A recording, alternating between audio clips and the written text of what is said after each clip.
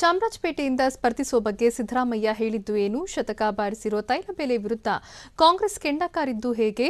Fees ವಿಚಾರವಾಗಿ ಸಚಿವರಿಗೆ ಶಶಿಕುಮಾರ್ ಮನವಿ ಮಾಡಿದ್ದು ಏನು? ಇದೆಲ್ಲವನ್ನು ನೋಡೋಣ ಬೆಂಗಳೂರು ನ್ಯೂಸ್ ಎಕ್ಸ್‌ಪ್ರೆಸ್‌ನಲ್ಲಿ. ಚಾಮರಾಜಪೇಟೆಗಿಂತ ಸ್ಪರ್ಧಿಸುವಂತೆ ಸಿದ್ದರಾಮಯ್ಯಗೆ ಶಾಸಕ ಜಮೀರ್ ಅಹಮದ್ ಒತ್ತಾಯಿಸಿದ್ದಾರೆ. ಜೆಜೆನಗರದಲ್ಲಿ ಪೌರ ಕಾರ್ಮಿಕರಿಗೆ ಫುಡ್ ಕಿಟ್ ವಿತರಣೆ ಕಾರ್ಯಕ್ರಮದಲ್ಲಿ ಮುಂದಿನ ಬಾರಿ ಚಾಮರಾಜಪೇಟೆಗಿಂತ ಸ್ಪರ್ಧಿಸುವಂತೆ ಶಾಸಕ ಜಮೀರ್ ಅಹಮದ್ ಮನವಿಯನ್ನ ಮಾಡಿದ್ರು. ಅಲ್ಲದೆ ಕಾರ್ಯಕರ್ತರು ಕೂಡ ಜೋರಾಗಿ ಕೂಗಿ ಅಂತ ಜಮೀರ್ ಅಹಮದ್ ಹೇಳಿದ್ರು. ಈ ವೇಳೆ ಆಯ್ತು ನೋಡೋಣ ಅಂತ ಸಿದ್ದರಾಮಯ್ಯ ತಿಳಿಸಿದ್ರು.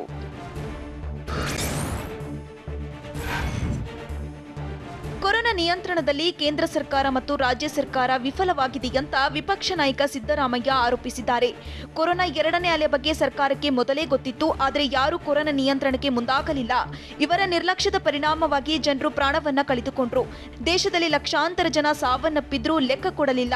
ಹೀಗಾಗಿ ಡೆತ್ ಆಡಿಟ್ ಮಾಡಿದ್ರೆ ಸತ್ಯ ಗೊತ್ತಾಗುತ್ತೆ ಎಂದು ಸಿದ್ದರಾಮಯ್ಯ ತಿಳಿಸಿದ್ರು. ಅಲ್ಲದೆ ಇದು ಲಜ್ಜೆಗೆಟ್ಟ ಮಾನಗೆಟ್ಟ ಸರ್ಕಾರವೆಂದು ಆಕ್ರೋಶವನ್ನ ವ್ಯಕ್ತಪಡಿಸಿದ್ದು, ಇಂತಹ ಮುಖ್ಯಮಂತ್ರಿಯನ್ನು ನೋಡಿಯೇ ಇರಲಿಲ್ಲ ಅಂತ ಕಿಡಿಕಾರಿದ್ರು.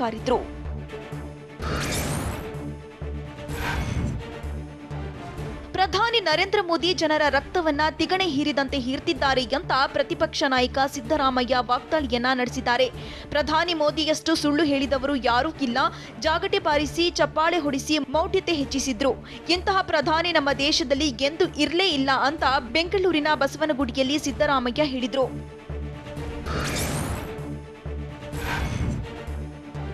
ಬೆಂಗಳೂರು ಗ್ರಾಮಾಂತರ ಜಿಲ್ಲೆ ನೆಲಮಂಗಲ ತಾಲೂಕಿನ ಕೆಲವು ಪೆಟ್ರೋಲ್ ಬಂಕ್ಗಳ ಮುಂದೆ ಕಾಂಗ್ರೆಸ್ ಕಾರ್ಯಕರ್ತರು ಧರಣಿಯನ್ನ ನಡೆಸಿದ್ದಾರೆ.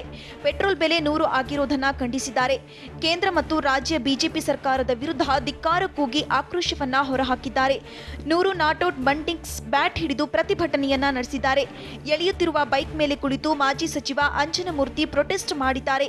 ಅಲ್ಲದೆ ತಟ್ಟೆ ಲೋಟ ಬಡಿದು ಆಕ್ರೋಶವನ್ನ ಹೊರಹಾಕಿದ್ದಾರೆ.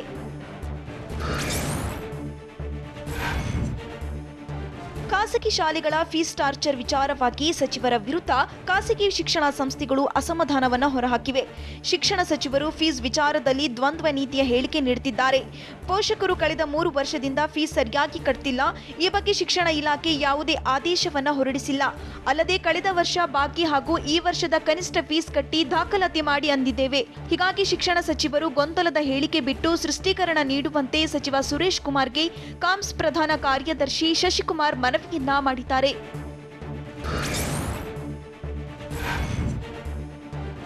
ಬೆಂಗಳೂರು ಗ್ರಾಮಾಂತರ ಜಿಲ್ಲೆ ದೇವನಹಳ್ಳಿ ತಾಲೂಕಿನ ಹ್ಯಾಡಳ ಬಳಿ ಅಕ್ರಮವಾಗಿ ನಡೆಸುತ್ತಿದ್ದ ಕೋವಿಡ್ ಕೇರ್ ಸೆಂಟರ್ ಮೇಲೆ ತಹಶೀಲ್ದಾರ್ ದಾಳಿಯನ್ನ ನಡೆಸಿದ್ದಾರೆ. ಯಾವುದೇ ಅನುಮತಿ ಪಡೆಯದೆ ಸೋಂಕಿತರಿಂದ ಲಕ್ಷ ಹಣ ಪಡೆದು ಕೇರ್ ಸೆಂಟರ್ ನಡೆಸುತ್ತಿದ್ರು. ಹೀಗಾಗಿ ತಹಶೀಲ್ದಾರ್ ಅನಿಲ್ ಟಿಎಚ್ಒ ಸಂಜಯ್ ನೇತೃತ್ವದಲ್ಲಿ ದಾಳಿ ನಡೆಸಲಾಗಿದೆ.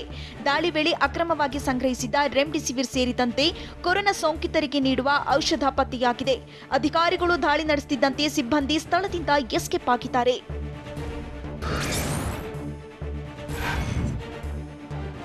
ಬೆಂಗಳೂರಿನ ಕಲಾಗ್ರಾಮದಲ್ಲಿ ಕವಿ ಮತ್ತು ಸಾಹಿತಿ ಸಿದ್ದಲಿಂಗಯ್ಯನವರ ಅಂತ್ಯಕ್ರಿಯೆ ಮಾಡಲಾಯಿತು. ಬೌದ್ಧ ಧರ್ಮದ ಆಚರಣೆಯಂತೆ ಅಂತಿಮ ವಿಧಿವಿಧಾನಗಳನ್ನ ನೆರವೇರಿಸಲಾಯಿತು. 5 ಬೌದ್ಧ ಬಿಕ್ಕುಗಳು, ಓರ್ವ ಬಿಕ್ಕುಣಿ ಮೊದಲಿಗೆ ಶ್ರೀ ಶರಣರ ಪಂಚಶೀಲ ತತ್ವಗಳನ್ನ ಬೋಧಿಸಿದ್ರು. ಬಳಿಕ ಬುದ್ಧ, ಧಮ್ಮ, ಸಂಘವಂದನೆ ನಂತರ ಪುಣ್ಯಾನುಮೋದನ ಮಾಡಲಾಯಿತು.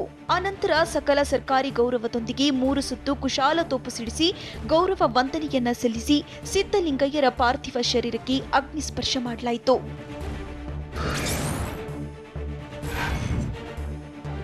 ಸಾಹಿತಿ ಸಿದ್ದಲಿಂಗಯ್ಯರ ಅಂತ್ಯ ಸಂಸ್ಕಾರಕ್ಕೂ ಮುನ್ನ ಗೃಹ ಸಚಿವ ಬಸವರಾಜ ಬೊಮ್ಮಾಯಿ, ಕಂದಾಯ ಸಚಿವ ಆರ್ ಅಶೋಕ್, ವಿಪಕ್ಷ ನಾಯಕ ಸಿದ್ದರಾಮಯ್ಯ ಅಂತಿಮ ದರ್ಶನವನ್ನ ಪಡೆದರು. ಅಲ್ಲದೆ ಸಂಸದ ಡಿಕೆ ಸುರೇಶ್ ಮತ್ತು ನಟ ದುನಿಯಾ ವಿಜಯ್ ಕೂಡ ಸಿದ್ದಲಿಂಗಯ್ಯ ಪಾರ್ಥಿವ ಶರೀರದ ದರ್ಶನವನ್ನ ಮಾಡಿದ್ರು. ಜ್ಞಾನಭಾರತಿ ಕ್ಯಾಂಪಸ್ನ ಅಂಬೇಡ್ಕರ್ ಅಧ್ಯಯನದ ಭವನದಲ್ಲಿ ಸಿದ್ದಲಿಂಗಯ್ಯರ ಪಾರ್ಥಿವ ಶರೀರ ದರ್ಶನಕ್ಕೆ ವ್ಯವಸ್ಥೆಯನ್ನ ಮಾಡಲಾಗಿತ್ತು.